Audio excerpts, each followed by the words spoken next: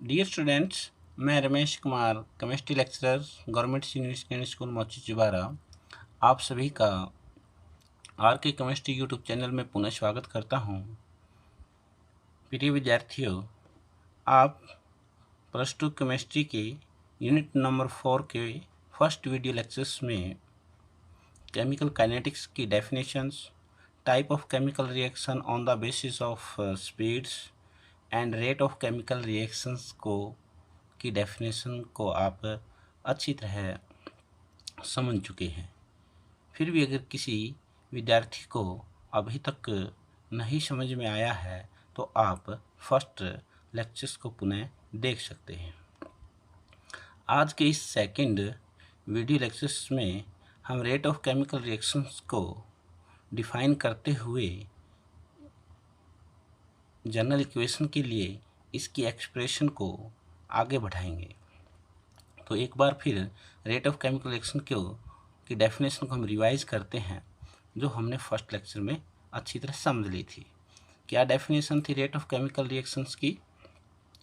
Rate of reaction can be defined as the decrease in the concentration of any one of reactant और increase in the concentration of any one product पर unit time.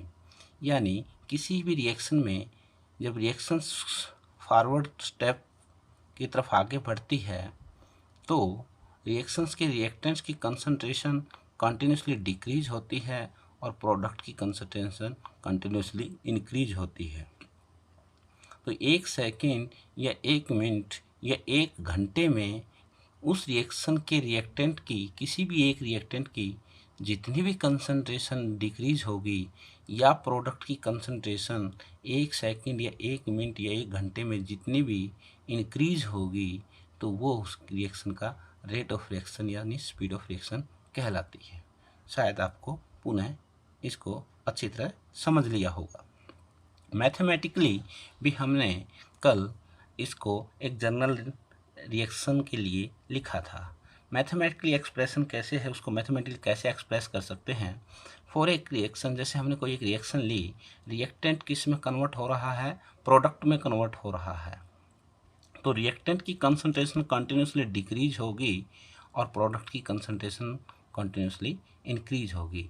जैसे for example, मान लीजिए हमारे reactant हमारे पास 10 मोल है और product start में 0 मोल होगा।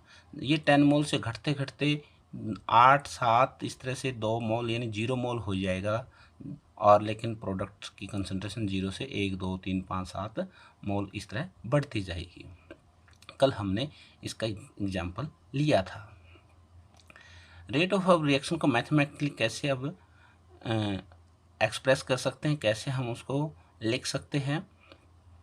देखिए, हमने बात कही थी कि रिएक्टेंट के जो भी कंसंट्रेशन जो डिक्रीज होगी पर यूनिट टाइम का मतलब एक सेकंड या एक मिनट यानी एक मिनट, एक सेकंड या एक घंटे के निकालने के लिए जितना भी उसने टाइम लिया है उससे हम डिवाइड कर देंगे तो पर यूनिट टाइम उसकी कंसंट्रेशन में जो भी डिक्रीज हुआ है, प्रोडक्ट की कंसंट्रेशन में जो भी इंक्रीज हुआ है, वो हमारा कैलकुलेट हो जाएगा और उसी को हम रेट ऑफ रिएक्शन कह रहे हैं।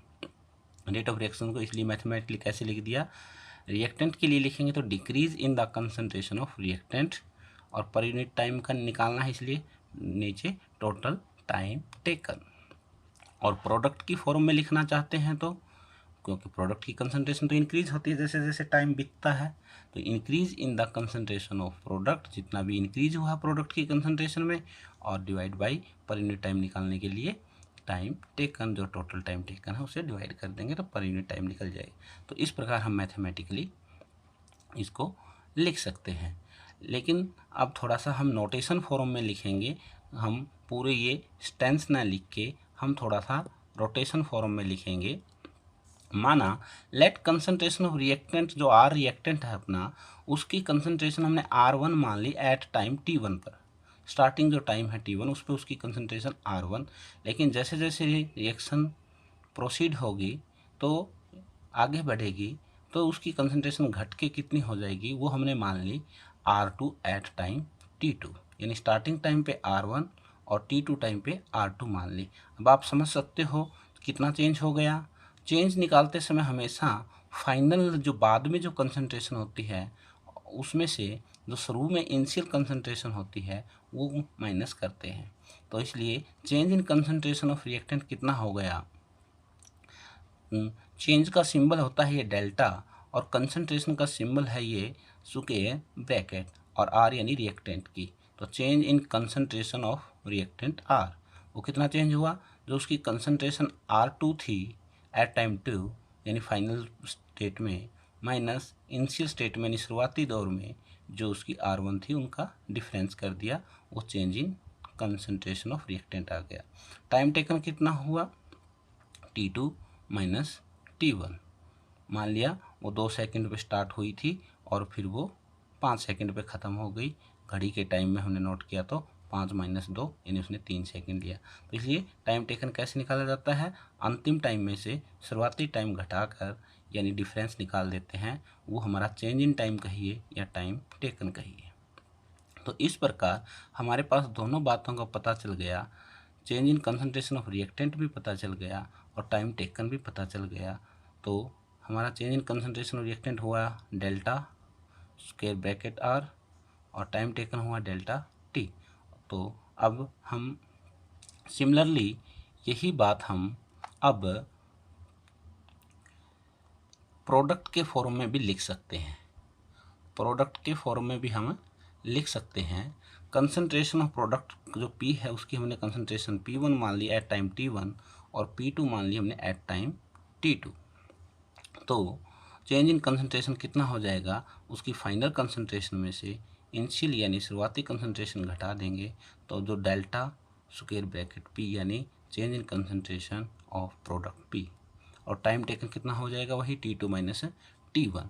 तो जो हमने ऊपर अब फार्मूला लिखा था तो उसी फार्मूले के आधार पे हम अब इसको हम थोड़ा सा मैथमेटिकली नोटेशन में लिख देंगे। तो रेट ऑफ रिएक्शन हमारा क्या हुआ, चेंज इन कंसंट्रेशन यानी decrease in the concentration of reactant divide by time taken, या प्रोडक्ट की फॉर्म में कैसे लिख देंगे, change in concentration of product कहिए या increase in the concentration of product कहिए और डिवाइड बाय टेकन टाइम। इस तरह से हम ये मैथमेटिकली रेट ऑफ रिएक्शन को एक्सप्रेस कर सकते हैं। फॉर ए हाइपोथेटिकल रिएक्शंस के लिए भी हमने कल फर्स्ट लेक्चर में उसके लिए भी हमने mathematical expression rate of reaction के लिए लिखी थी, उसको भी पुनः एक बार आप रिवाइज करते हुए ध्यान से समझिए। फॉर ए हाइपोथेटिकल रिएक्शन, अब हमने एक जनरल इक्वेशन क्या ले ली, काल्पनिक रिएक्शन क्या ले ली, दो रिएक्टेंट ले लिए, अब की बार वहाँ हमने केवल एक ही लिया था आर आर, अब हमने दो ले लिए रिएक्टेंट ए एंड बी, दो रिएक्टेंट रिएक्ट करते हैं और जिससे हमें प्रोडक्ट मिलता है सी एंड डी। तो इसलिए हम rate of reaction can be written as, कैसे लिख सकते हैं, देखिए हमने डेफिनेशन में पढ़ा किसी भी एक रिएक्टेंट की कंसंट्रेशन में जो डिक्रीज होगा पर यूनिट टाइम तो वो हम रेट ऑफ रिएक्शंस उससे निकाल सकते हैं किसी भी एक के लिए। तो रेट ऑफ रिएक्शंस हम ए के संदर्भ में निकालेंगे, ए के रिस्पेक्ट में निकालेंगे। तो change in the concentration of reactant A, change in the concentration of reactant A और डिवाइड बाई टाइम टेकन यानी कहिए जितना भी उसने टाइम लिया है। अब यहाँ आप देखेंगे कि एक माइनस निशान क्यों लगाया गया है, इसको हम आगे भी पढ़ेंगे, लेकिन यहाँ पर आप थोड़ा समझिए क्योंकि जो एक ही कंसंट्रेशन में जो चेंज आएगा वो चेंज आपका नेगेटिव आएगा और नेगेटिव आएगा तो फिर इसका मतलब हमारा रेट ऑफ रिएक्शन भी नेगेटिव आएगी, जबकि कोई भी रिएक्शन का रेट है ना वो नेगेटिव नहीं होता। जैसे मैं एक सिंपल सी एग्जांपल से आपको समझाता हूँ, कोई भी गाड़ी से वो रिवर्स गियर में चले तो वो फॉरवर्ड गियर में चले, स्पीड उसकी हमेशा पॉजिटिव होती है। तो इसी तरह रिएक्शन की स्पीड जो होगी, रेट ऑफ रिएक्शन होगा हमेशा पॉजिटिव होता है। तो इसलिए जो एक ही कंसंट्रेशन में जो चेंज आएगा वो नेगेटिव आएगा और उस नेगेटिव को ख़त्म करने के लिए हमने पहले ही नेगेटिव लगा दिया ताकि वो नेगेटिव नेगेटिव प्लस हो जाए। तो इसलिए एक ही कंसंट्रेशन में change divide by time taken. इसी प्रकार आप बी के रिस्पेक्ट में भी रेट ऑफ रिएक्शन कैलकुलेट कर सकते हैं। यानी आप अगर बी की कंसंट्रेशन आपको दे रखी हो, इनिशियल टाइम में कितनी थी और फाइनल टाइम में कितनी है, उसका चेंज निकाल के और उसने फिर कितना समय लिया है उससे डिवाइड करके आप उस पूरी रिएक्शन का रेट ऑफ रिएक्शन निकाल सकते हैं।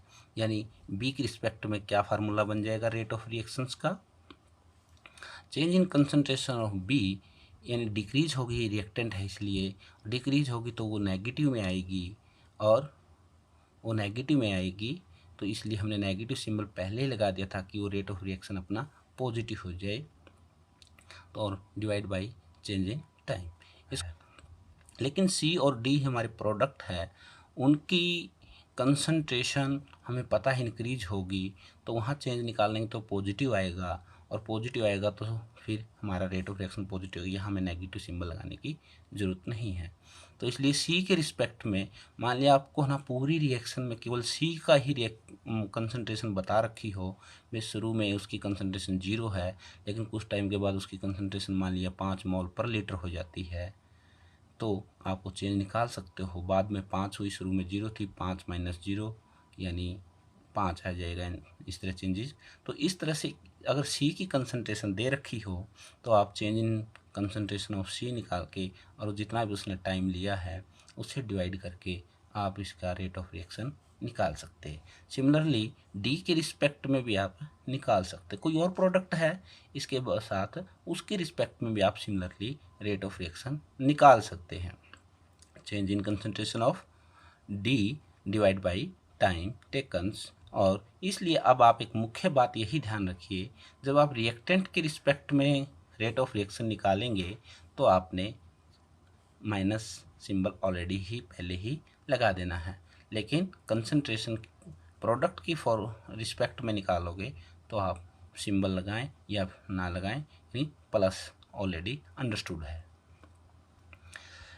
यहाँ तक हमने फर्स्ट लेक्चर में कर लिया था। तो प्यारे विद्यार्थियों, अब हम एक रिएक्शन लेकर और रेट ऑफ रिएक्शन लिखना सीखते हैं।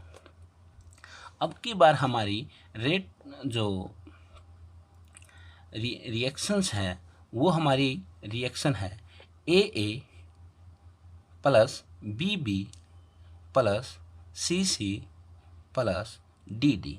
यानी यहाँ पर हमारी किस प्रकार की रिएक्शन, में एक एग्जांपल लेके आपको बता देता हूँ।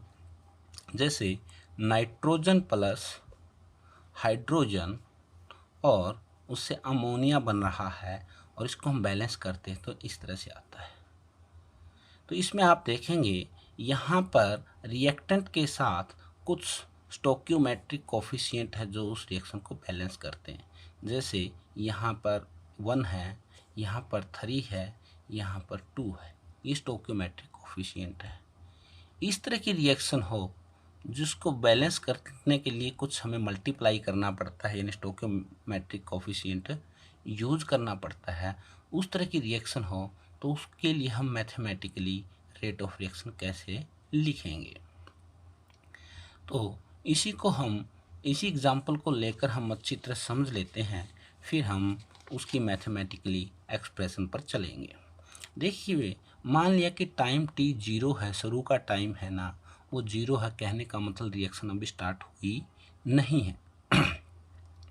और ये हमारे पास 1 मोल है, 1 मोल पर लीटर इसकी कंसंट्रेशन है नाइट्रोजन की स्टार्टिंग टाइम में।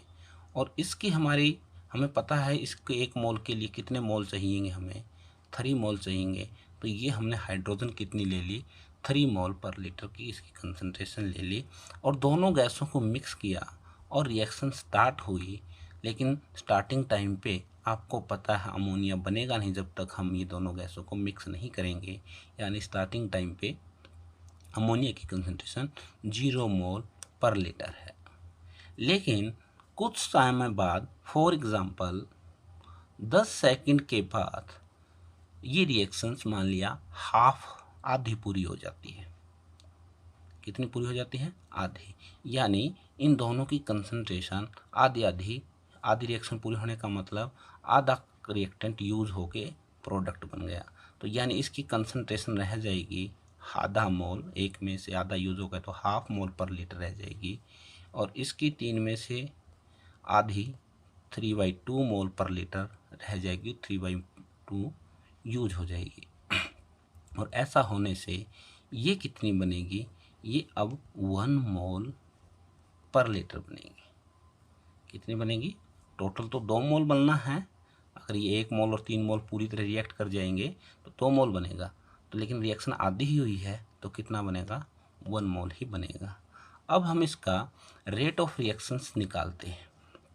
रेट ऑफ रिएक्शंस आप समझते हैं कि कैसे निकाला जाता है।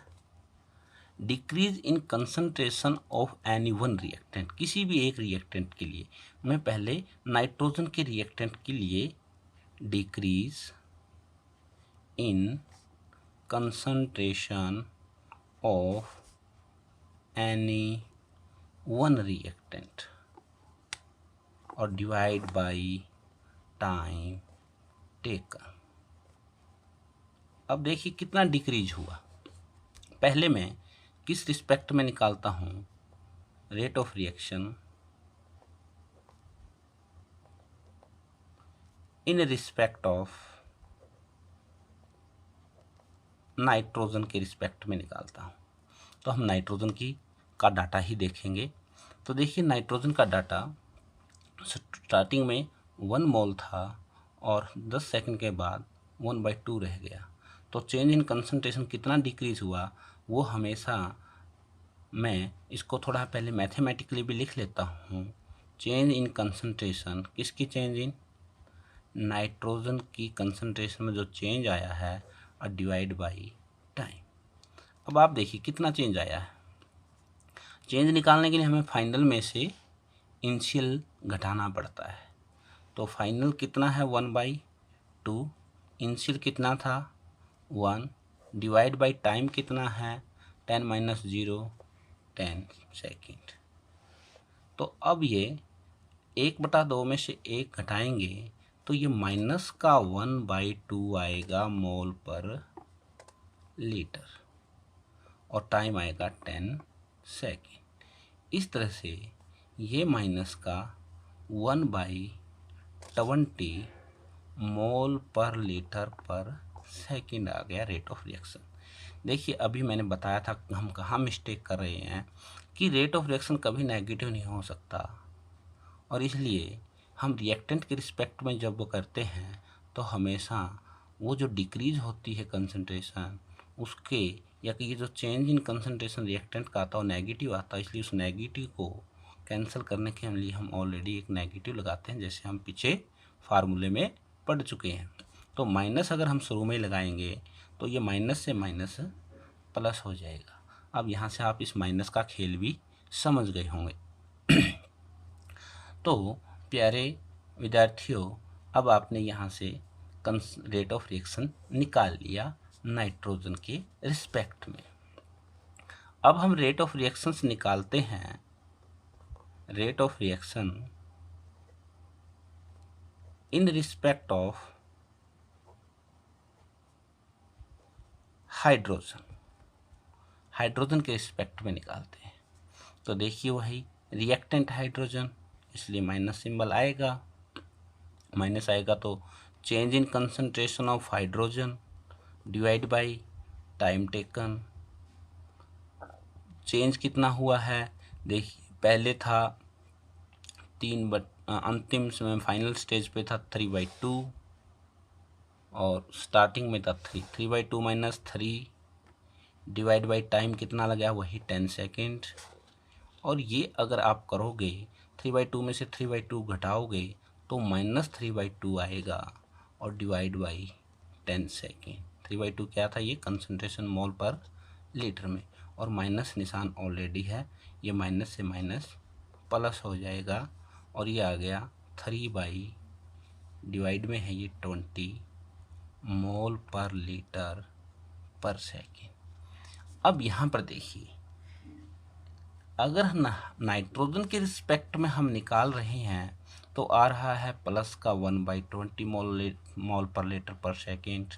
रेट ऑफ रिएक्शन हाइड्रोजन के रिस्पेक्ट में निकाल रहे हैं तो आ रहा है 3/20 मोल पर लीटर पर सेकेंड। लेकिन मैं एक बार अभी इसमें ये जो मेन पॉइंट है वो अभी मैं नहीं बता रहा हूँ, अभी हम एक बार प्रोडक्ट की फॉर्म में और रेट ऑफ रिएक्शन निकाल लेते हैं। Rate of reaction in respect of product, हमारा जो अमोनिया है उसके रिस्पेक्ट में निकाल लेते हैं। तो उसके लिए हम प्रोडक्ट की कंसंट्रेशन इंक्रीज होती है, इसलिए हम प्लस ही सिंबल लगाते हैं। तो चेंज इन कंसंट्रेशन का सिंबल स्क्वायर ब्रैकेट होता है किसकी कंसंट्रेशन, अमोनिया की, और अमोनिया की concentration divide by time taken. तो चेंज इन कंसंट्रेशन कितनी है अमोनिया की, आप दोबारा देखिए कितनी थी, शुरू में 0 थी और फिर अंतिम टाइम पे 10 सेकंड के बाद 1 हो गई। तो इसलिए फाइनल में से इनिशियल घटाएंगे 1 माइनस 0 और डिवाइड बाई 10, ये मोल पर लीटर्स, ये सेकेंड। तो इस तरह से आपका ये 1/10 मोल पर लीटर पर सेकेंड। अब देखिए जो मेन पॉइंट है, ये एक ऐसी रिएक्शंस थी जिसमें स्टोकियोमेट्रिक कोफिशिएंट था। इससे पहले अगर आपने मेरी बात को ध्यान से सुना हो तो उसमें आपने सुना था कि रेट ऑफ रिएक्शन हम किसी भी एक रिएक्टेंट या एक प्रोडक्ट के रिस्पेक्ट में निकाल सकते हैं किसी भी। लेकिन यहाँ एक इस एग्जांपल में आप एक बड़ी ही गड़बड़ देख रहे हैं, एक बड़ी ब्लेंडर मिस्टेक देख रहे हैं कि जब हम नाइट्रोजन के रिस्पेक्ट में निकाल रहे हैं तो हमारी रेट ऑफ रिएक्शन आ रहा है प्लस का 1/20 मोल पर लीटर सेकेंड। हाइड्रोजन के रिस्पेक्ट में निकाल रहे हैं तो 3/20 मोल पर लीटर पर सेकेंड, और अमोनिया की फॉर्म में निकाल रहे हैं तो 1/10 मोल पर लीटर सेकेंड। जबकि रिएक्शन एक ही है। क्या रिएक्शन की 3 तरह की स्पीड हो सकती है, 3 तरह का रेट ऑफ रिएक्शन हो सकता है, जबकि रिएक्शन तो वही है? बिल्कुल भी नहीं। एक ही रिएक्शन होगा तो उसकी तो स्पीड एक जैसी ही होगी, लेकिन हम यहाँ पर जब कैलकुलेट कर रहे हैं नाइट्रोजन और इनके रिस्पेक्ट में अलग अलग, तो हमें आंसर यानी रेट ऑफ रिएक्शन अलग अलग मिल रहा है। इसलिए यहाँ पर एक आप ध्यान से देखोगे तो क्या है, ये थोड़ा सा गहराई से समझिए कि देखिए अगर नाइट्रोजन का एक मॉलिक्यूल यूज होता है तो उसके 3 होते हैं, तो यानी उसकी कंसंट्रेशन में 3 गुना चेंज आएगा। जब इसका एक मॉलिक्यूल घटेगा तो इसके 3 घटेंगे, कि उसकी एक मॉलिक्यूल इसके 3 मॉलिक्यूलों के साथ बॉन्डिंग बना के 2 मॉलिक्यूल अमोनिया के बनाता है। तो इसलिए इसकी कंसंट्रेशन घटने की जो रफ्तार है वो इसकी कंसंट्रेशन अगर इसको बताया मैंने कि एक मॉलिक्यूल एक मोल घटेगा तो ये इसके 3 मोल घटेंगे। कहने का मतलब इसकी कंसंट्रेशन इससे 3 टाइम ज़्यादा जल्दी डिक्रीज होगी। लेकिन हम ये इसकी 3 गुना रफ्तार से कंसंट्रेशन डिक्रीज हो रही है, तो इसका मतलब हम ये नहीं कहेंगे कि रिएक्शन का रेट है ना, रिएक्शन की स्पीड 3 गुना हो गई। रिएक्शन की स्पीड तो सबसे जो जिसकी रफ्तार सबसे कम होती है घटने की, उसी पे डिपेंड करेगी, क्योंकि आखिर में ज़्यादा समय तो वही ले रहा है। ठीक है, तो इसलिए इसके जो 3 टाइम्स जो यूज़ हो रहा है, यानी यहाँ पर दोबारा इसके आंसर पर आइए तो इसमें आ रहा है 3/2। अगर इसका ये स्टोकियोमेट्रिक कोफिशिएंट को से हम डिवाइड कर दें, मैं हाइड्रोजन के रिस्पेक्ट में इसके स्टोकियोमेट्रिक कोफिशिएंट से शुरू से ही डिवाइड कर देता हूँ मैं 1/3 से, यानी मल्टीप्लाई 1/3 से मल्टीप्लाई करने का मतलब 3 से डिवाइड कर दिया। तो इस तरह से 1/3 से डिवाइड करूँगा तो ये 3 से 3 कैंसल हो के हमारा आंसर कितना आ जाएगा, वही प्लस 1/20 मोल पर लीटर पर सेकेंड आ जाएगा। अब प्रोडक्ट वाले पर भी ध्यान दीजिए। प्रोडक्ट में आप देख रहे हैं, देखिए मैंने कहा अगर इसका एक मॉलिक्यूल्स डिक्रीज हो, एक प्रोडक्ट में चेंज होगा तो इसके 2 मॉलिक्यूल बनेंगे। इसका मतलब इसके 1 मोल घटेंगे तो इसके 2 मोल बनेंगे, यानी इसकी कंसंट्रेशन डबल इंक्रीज हो रही है।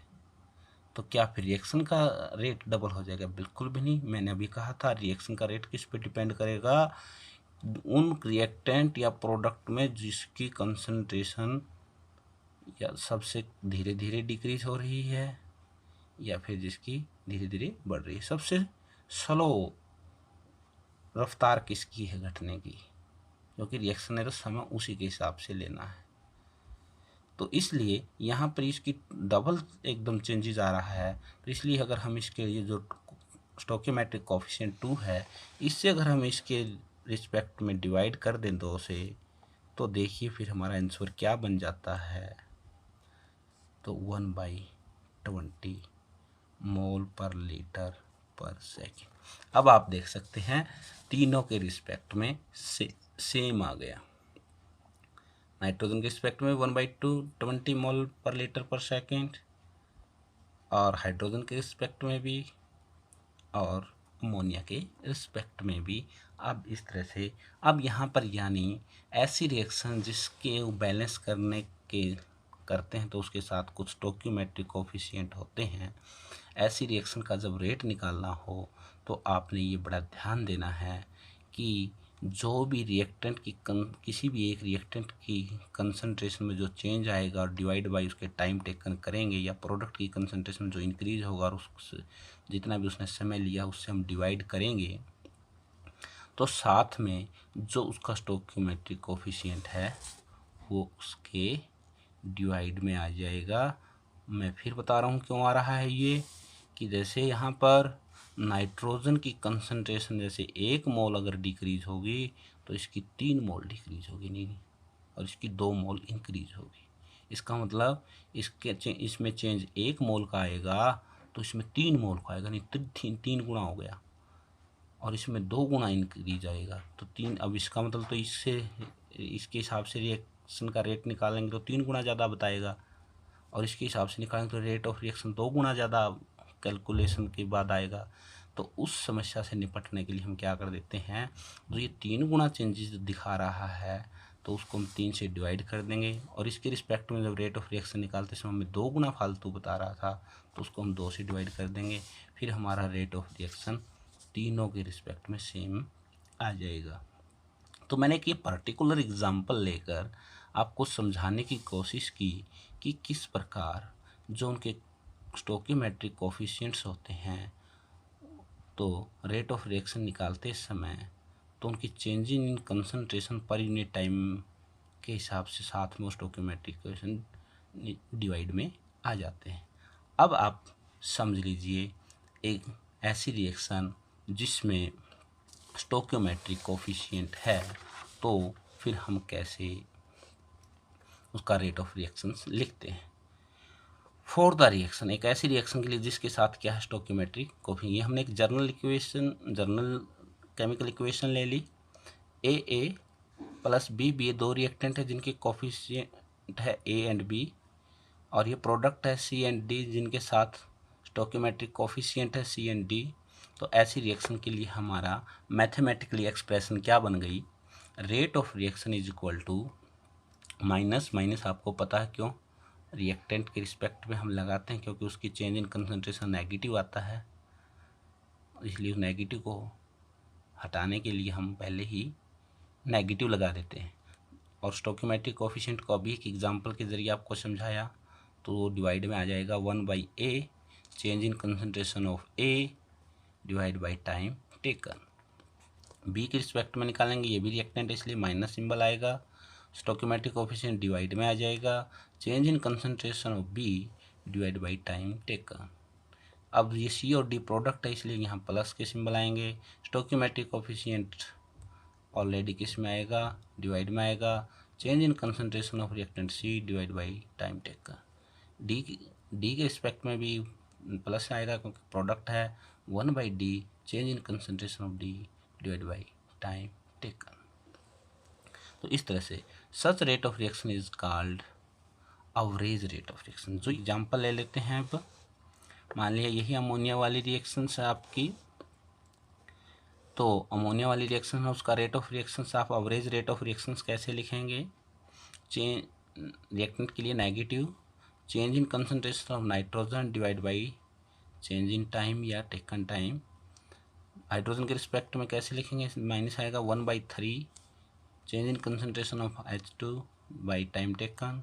अमोनिया प्रोडक्ट है, प्लस आएगा 1/2 change in concentration of ammonia divide by time taken. इसी तरह एक एग्जांपल और आप ले सकते हैं, नाइट्रोजन ऑक्साइड प्लस फ्लोरिन्स से हमारा NO2F जो प्रोडक्ट बना है, तो अब इसके रिस्पेक्ट में भी आप लिख सकते हैं। ऐसे बहुत सारे एग्जांपल आपको मिलेंगे जिसमें आप रेट ऑफ रिएक्शन लिखना सीख जाएंगे मैथमेटिकली। ये स्टोइकियोमेट्रिक कोफिशिएंट डिवाइड में आएगा, रिएक्टेंट है इसलिए minus symbol, change in concentration of NO2 divide by time taken. Fluorine के रिस्पेक्ट में भी रिएक्टेंट है, माइनस आएगा, change in concentration of fluorine gas divide by time taken. ये प्रोडक्ट है तो प्लस का सिंबल, स्टोइकियोमेट्रिक कोफिशिएंट डिवाइड में आएगा, change in concentration of NO2F divide by time taken.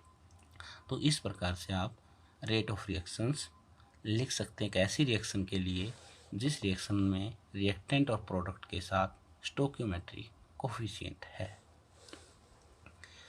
अब हम बात करते हैं unit of rate of reaction. देखिए रेट ऑफ रिएक्शंस की यूनिट क्या बनेगी, रेट ऑफ रिएक्शंस की क्या यूनिट बनेगी अभी हमने निकाला है। रेट ऑफ रिएक्शंस की हमारी क्या,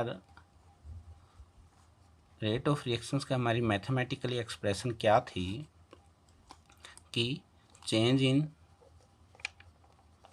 कंसंट्रेशन ऑफ रिएक्टेंट या फिर प्रोडक्ट और डिवाइड बाय टाइम टेकन।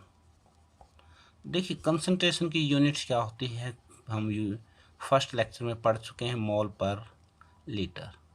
और टाइम की ऐसा यूनिट क्या होती है, second.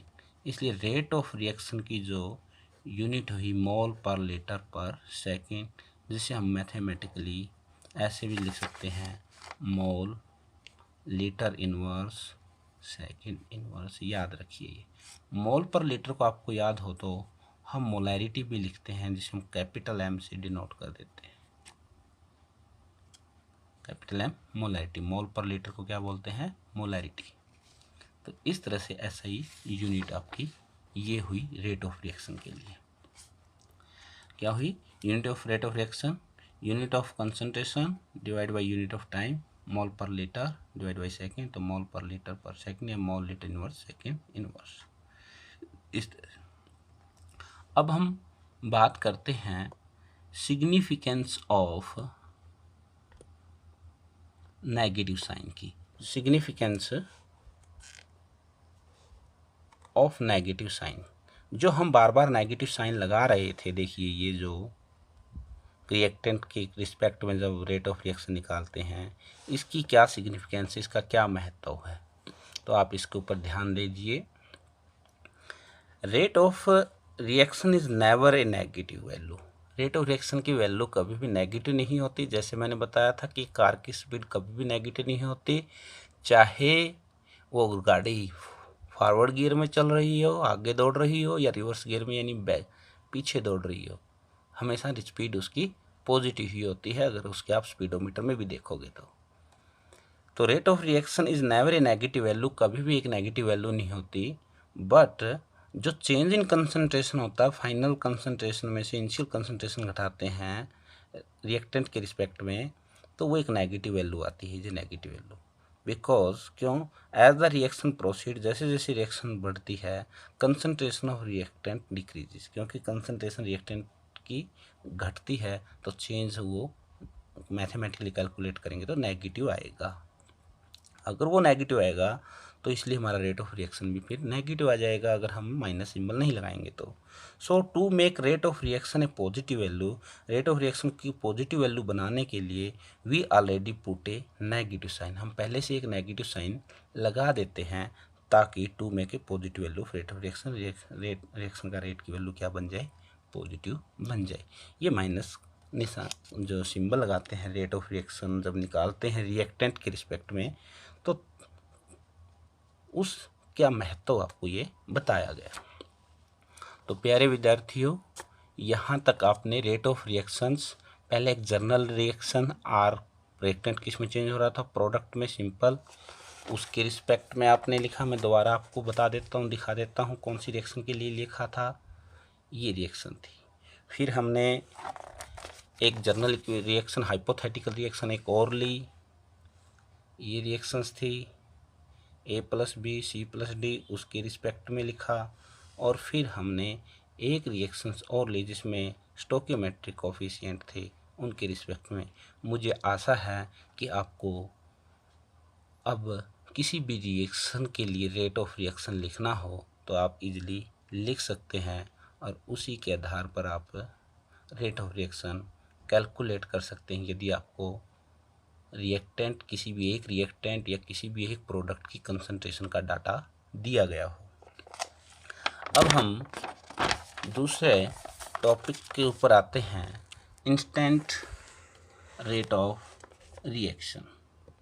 Instant rate of reaction, instant rate of reactions में क्या है? Instant rate of reaction, the rate of reaction determined at any instant of time is called instantaneous rate of reactions। इसको भी मैं आपको एक एग्जाम्पल के ज़रिए समझाने की कोशिश। इंस्टेंटेनियस रेट ऑफ रिएक्शंस को डिफाइन करने से पहले हम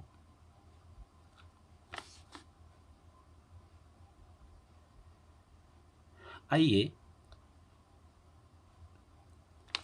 अब हम समझते हैं इंस्टेंटेनियस रेट ऑफ रिएक्शन। इसको भी हम समझने के लिए एक एग्जाम्पल लेते हैं, जनरल एग्जाम्पल लेते हैं कि कोई रिएक्टेंट R है और वो किस में चेंज हो रहा है? प्रोडक्ट P में। और at starting time T time जब 0 है, एट T इक्वल टू 0 का मतलब स्टार्टिंग टाइम, इनिशियल टाइम पर उसकी कंसंट्रेशन हम मान लिया कि 10 मोल पर लीटर। लेकिन हमें पता है जैसे रिएक्शन प्रोसीड करती है तो टाइम बढ़ता जाता है, तो जैसे टाइम बढ़ता जाता है तो रिएक्टेंट की कंसंट्रेशन घटती जाती है मोल पर लीटर। T2 टाइम पर थोड़ा सा और घटेगी और वो घटकर अब जैसे जैसे रिएक्टेंट की कंसंट्रेशन घटती जाती है तो उसकी घटने की रफ्तार भी घटती जाती है। जैसे आप पहले कोयला जलाते हो तो पहले तो बहुत तेज़ी से जलता है, फिर धीरे धीरे धीरे वो कम जलना शुरू हो जाता है जैसे इसकी मात्रा कम रहती जाती है। ऐसे ही शुरू में जैसे 1 सेकंड में अगर ये 2 मोल पर लीटर यूज हो गया तो अब ये थोड़ा कम यूज होगा, यानी ये 6.5 मोल पर लीटर। फिर जैसे तीसरे सेकंड में ये और थोड़ा सा यूज होके कितना रह जाएगा? ये लगभग 6 मोल पर लीटर। ये देखिए, अब इसका हम ग्राफ बनाते हैं। यहाँ पर हम कंसंट्रेशन ऑफ रिएक्टेंट को शो करेंगे वाई एक्सिस पर, यहाँ पर हम टाइम को, जैसे टाइम ये 0 पर है, time T 0, 1 second, 2 second, 3 second. 0 यहाँ कंसंट्रेशन हम शो कर रहे हैं 2, 4, 6, 8, 10। 0 टाइम पर 10 है कंसंट्रेशन, 0 टाइम पर कितनी है? 10 है यहाँ पर। फिर 1 सेकेंड पर 8 है, ये यहाँ पर आ जाएगा। T2 पर 6.5 है, थोड़ा सा 6 से ऊपर आ जाएगा।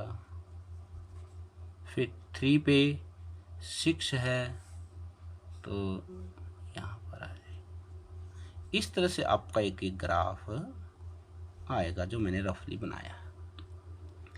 इस प्रकार इस ग्राफ में आप देखेंगे एवरेज रेट ऑफ रिएक्शंस जो होता है, वो एवरेज रेट ऑफ रिएक्शन जो आपका होता है वो होता है कि एक स्मॉल ड्यूरेशन में, एक टाइम ड्यूरेशन में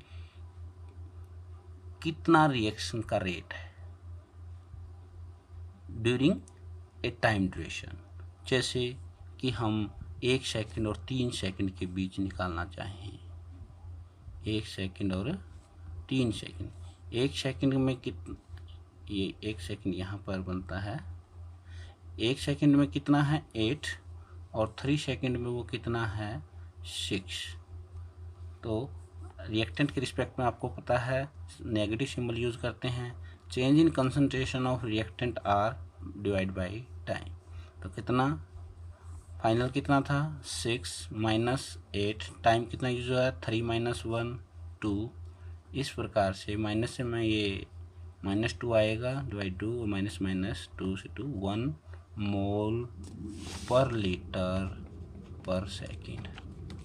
ये एवरेज रेट आया है एक टाइम ड्यूरेशन में जो हमने 1 और 3 के बीच में। लेकिन अब आप समझिए instant rate of reaction, instantaneous rate of reaction. Instant rate of reactions क्या है? किसी भी अक्षण, ये नहीं कि टाइम पीरियड होगा, एक टाइम ड्यूरेशन होगा, एकदम किसी भी अक्षण भर। जैसे हमने बस यहाँ 2 के और 3 के बीच का अक्षण ले लिया, 2 सेकंड और 3 सेकंड के बीच का अक्षण ले लिया। यहाँ पर हम कैलकुलेट करना चाहते हैं कि, या कोई यहाँ ले लिया, ये टाइम ले लिया, इस टाइम पे निकालना चाहते हैं, तो एक अक्षण भर में कितना चेंज होगा? रेट ऑफ रिएक्शन जो रिएक्टेंट का होता है वो क्या होता है? माइनस सिंबल यूज करते हैं। तो कितना चेंज होगा रिएक्टेंट में? बहुत ही कम। और बहुत कम के लिए हम डेल्टा यूज ना करके अब डी यूज करेंगे। Change, very small change in concentration of reactant R, और टाइम भी में भी कितना चेंज होगा? Very small, D T. तो उसको इंस्टेंटेनियस रेट ऑफ रिएक्शन को हम डी से हम दर्शा देते हैं। कंसंट्रेशन में जो चेंज है वो भी डी से, टाइम में जो चेंज है वो भी डी से। बस इतना सारा फ़र्क है इंस्टेंटेनियस रेट ऑफ रिएक्शन को लिखने में और एवरेज रेट ऑफ रिएक्शन लिखने में। एवरेज में हम डेल्टा यूज़ करते हैं, इसका मतलब change in concentration during a small period of time. Instantaneous में क्या है? Change in concentration in instant, एक अक्षण भर में जो चेंजेस है। तो बस इतना सा फर्क है। अब आइए इसको डिफाइन कर लीजिए। इंस्टेंटेनियस रेट ऑफ रिएक्शन क्या है?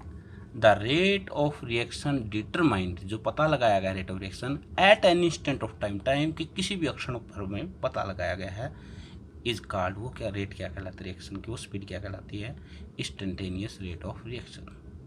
The change in the concentration is very small, और एक अक्षण भर में कितना चेंज आएगा concentration? Very small. The change in concentration is very small and change in time is also very small, वो भी बहुत स्मॉल। इसलिए फिर हम वो डेल्टा की जगह चेंजेस को डी से शो करते हैं। जैसे अब यहाँ पर अब एक रिएक्शन के लिए वही जनरल रिएक्शन ले ली, A B B C C D D. यहाँ पर A small A B C D ये स्टोकियोमेट्रिक कोफिशिएंट है, और कैपिटल ए बी रिएक्टेंट और capital C D product. Rate of reactions को अब आपको पता है लिखने का तरीका क्या है। अब इंस्टेंटेनियस रेट ऑफ रिएक्शन हमने लिखना है, instantaneous rate of reaction. Instantaneous rate of reaction लिखना है तो उसके लिए आपको पता है कि बाकी तरीका वही है जो पीछे सीखा है। नेगेटिव सिंबल यूज़ करेंगे रिएक्टेंट के लिए, कोफिशिएंट्री एंड स्टोकियोमेट्रिक कोफिशिएंट को डिवाइड में लेंगे।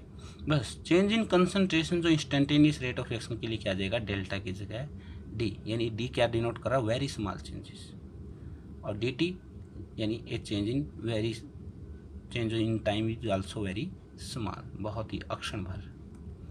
तो इसी तरह बी के रिस्पेक्ट में लिख सकते हैं -1/b D concentration of B D T. अब प्रोडक्ट के रिस्पेक्ट में लिख सकते हैं, प्रोडक्ट के लिए सिंबल प्लस आता है, 1/c, ये जो 1/d है ये आपको पता है, डिवाइड में आएंगे।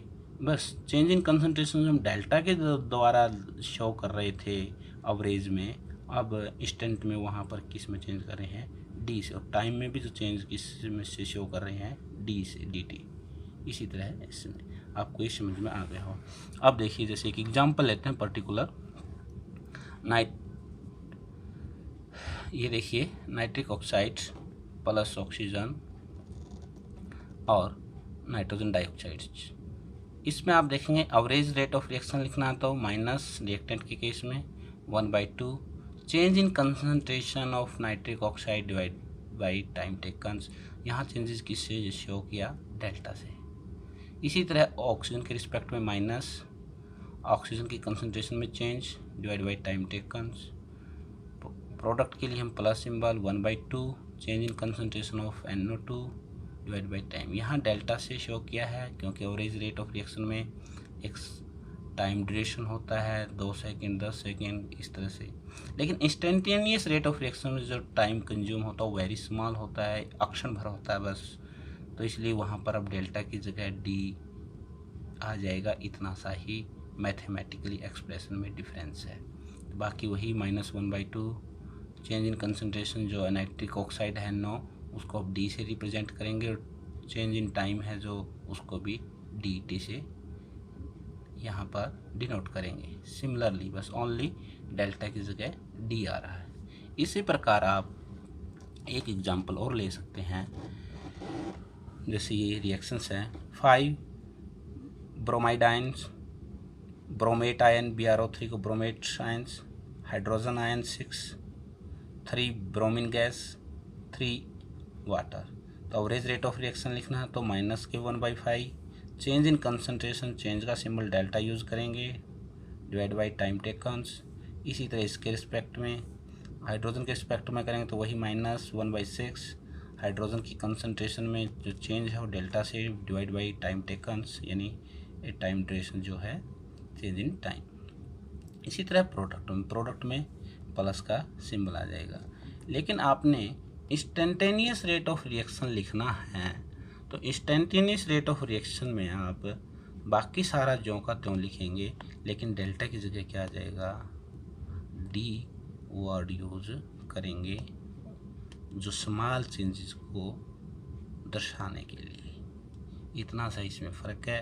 तो आपको अच्छी तरह ये समझ में आ गया होगा इंस्टेंटेनियस रेट ऑफ रिएक्शन को कैसे एक्सप्रेस किया जाता है, कैसे लिखा जाता है, और एवरेज रेट ऑफ रिएक्शन को कैसे लिखा जाता है। तो मुझे आशा है आपका ये टॉपिक बहुत ही अच्छी तरह से आपको ये समझ में आ गया होगा। Thank you very much, have a nice day. Thank you.